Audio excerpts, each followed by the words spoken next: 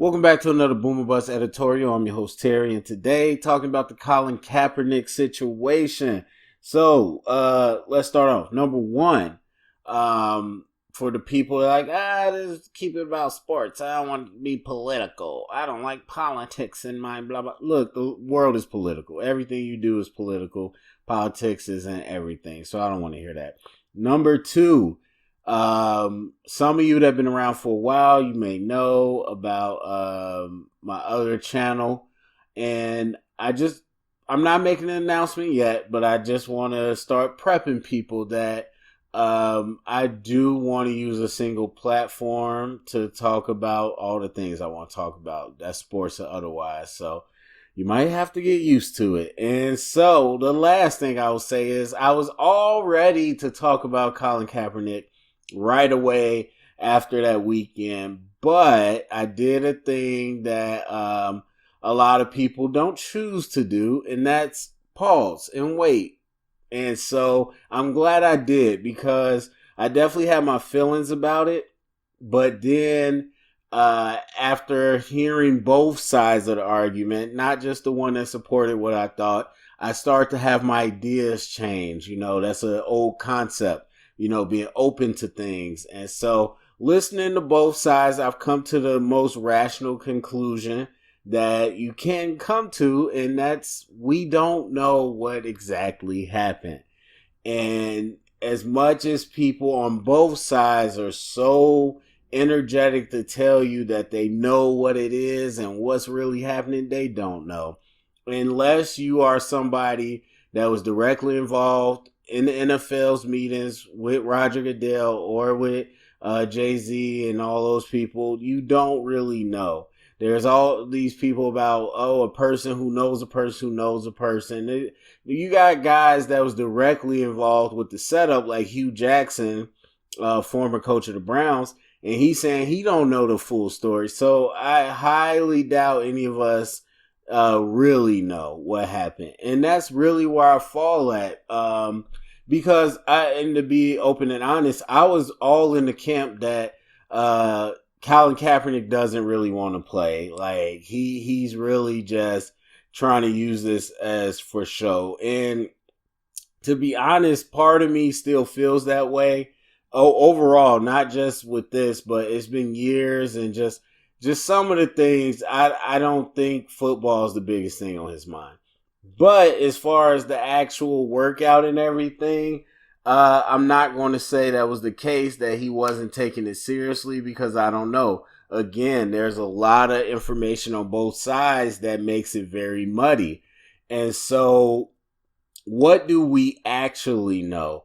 What we do know, or I wouldn't even say we actually know this, but what we know for, I would say 90% plus certainty, is that the NFL set this up on a very short notice.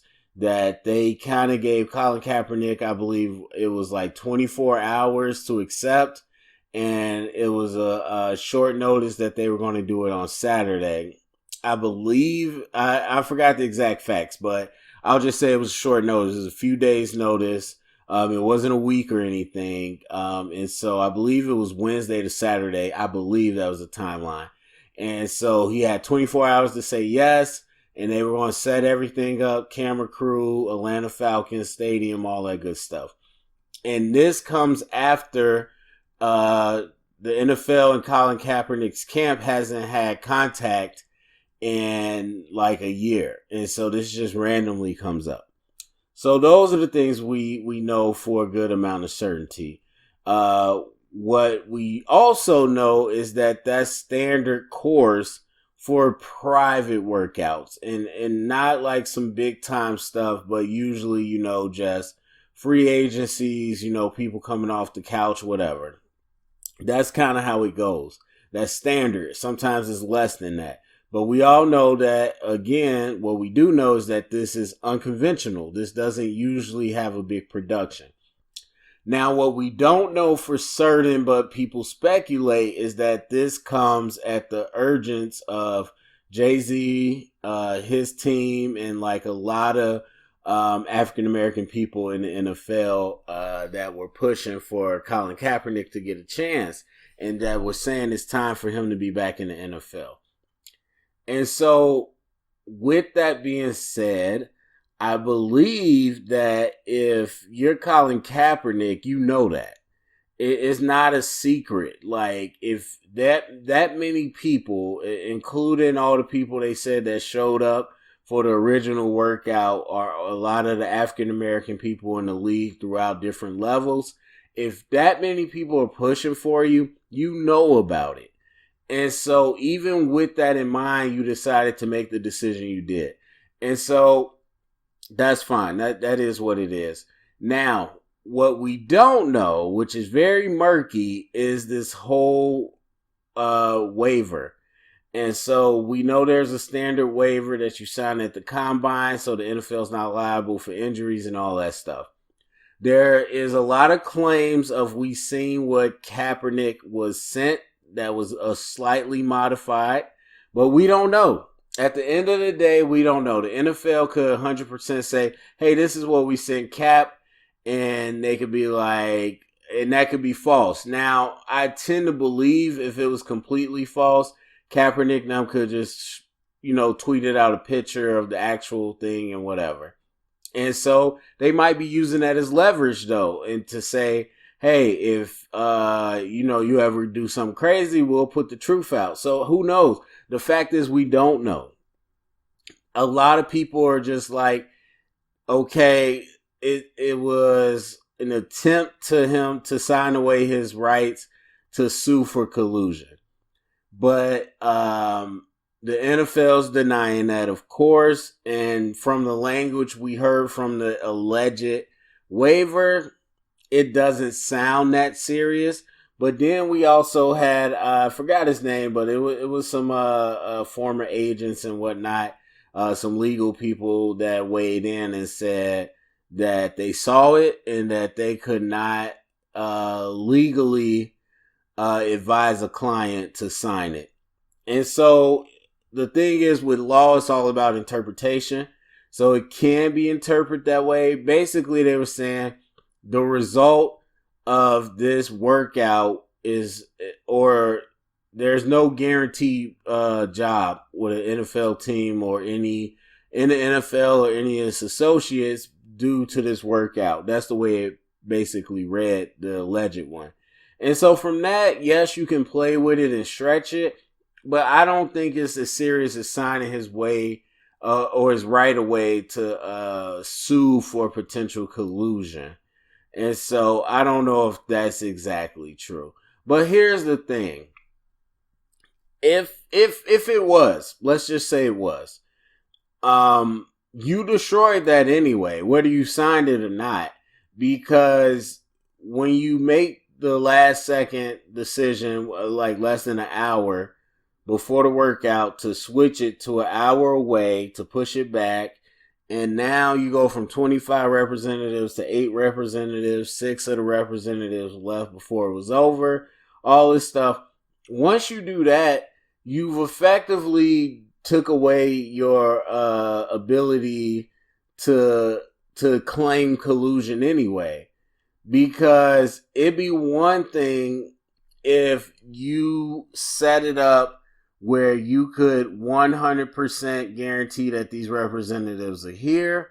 There's film from the NFL. There's film for you. All these different things. And then you put it on display and then you still didn't get a job. You could make a case for collusion. But when you effectively, on a last minute, a workout that was last minute, and then you make it even more last minute change, and now you cut off majority of the people that even come in, now you really don't have a claim. So I don't really buy that 100%. But again, we haven't saw the document, so we don't know. So then the next thing is that there was a dispute over the film. Look, what we know is the NFL said that they would give the raw footage to Kaepernick as well as send it out to the teams. The thing is, once you have the raw footage, you could disseminate that 1,000 different ways. So if there was ever a doubt that the coaches and teams received the correct footage, you could always put out the real footage yourself, whether it's personally or through another party. And so, as a person that's been at the workout, you could 100% see the footage and be like, no, this is missing, this is missing. So the whole thing was a fear of the NFL editing it to make it look like he had a bad workout, which is ridiculous. To me, it's ridiculous. Even if the NFL did that, again, worst case scenario. So the NFL edited the footage to only show you looking bad, which makes no sense for them to do, but whatever, they did it. You have the raw footage. And so it's very easy for you to, and your team, to look at the raw footage and be like, wait a minute, some stuff is missing. This isn't the raw footage. Then you can go back and say, you agreed and we signed that you would give me the raw footage. You broke this contract. Now you have legal action right there. And so that's very easy. You could even have somebody on the sideline taping from their phone and then match it up with the raw footage they gave you just to make sure no plays were missing. Any of that. You could submit a script. You could have had them say, all right, here's the script of the plays we're going to run. That's what most quarterbacks do. And when you look at the raw footage, be like, hey, where's this, where's this, where's that? So that was very easily dismissible. I get that there's mistrust from Kaepernick in the NFL, whatever. But at the end of the day, you could have easily dismissed that. Now, with all that being said, Colin Kaepernick,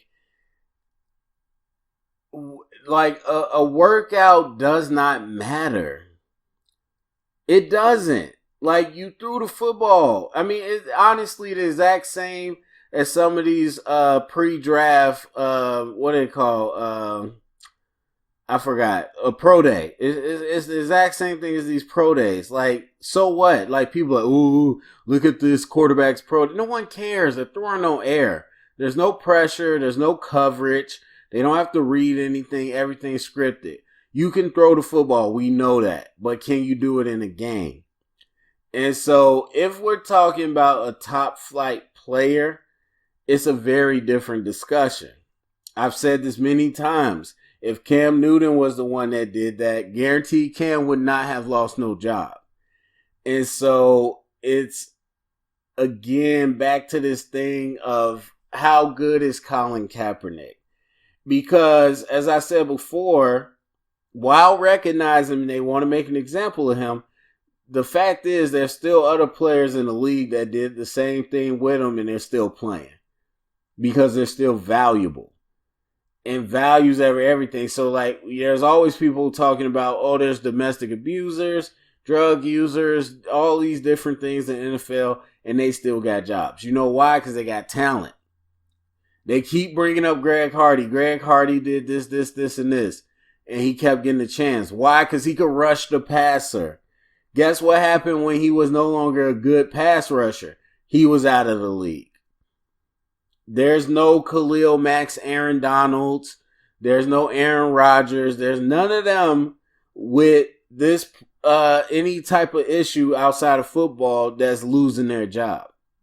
So Kaepernick, at best, is not a great quarterback. I've said that from day one.